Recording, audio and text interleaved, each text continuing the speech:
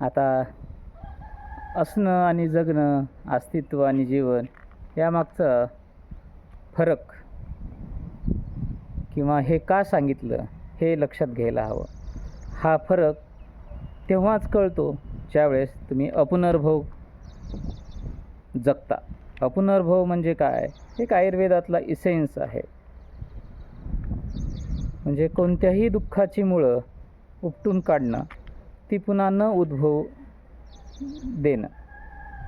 ती पुन्हा उद्भवूच देणार नाही. मग एखाद्या दुःखाचं बीज असेल किंवा मूळ असेल, जे आयुर्वेदाची खरी खासियत आहे, मुळापासून समूळ नाश करणे एखाद्या व्याधीचा, एखाद्या दुःखाचा.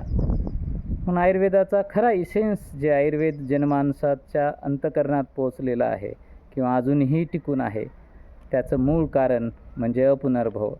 म्हणजे आयुर्वेदामध्ये असलेली ती क्षमता, ताकद जी सगळ्या दुःखांचं मूळ किंवा बीज याचा नाश करते.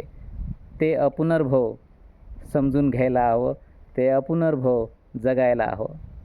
केवळ पंचकर्म करून किंवा कोणते चमत्कारिक रोगातून एखाद्या चमत्कारिकरित्या बाहेर पडणं म्हणजे अपुनर्भव नाही.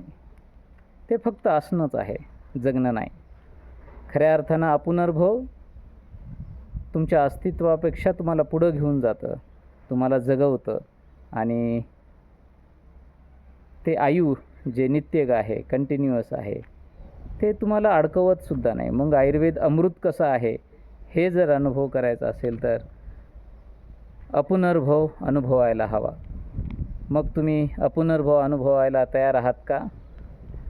की फक्त एखाद्या आजाराची चिकित्साच करायची आहे?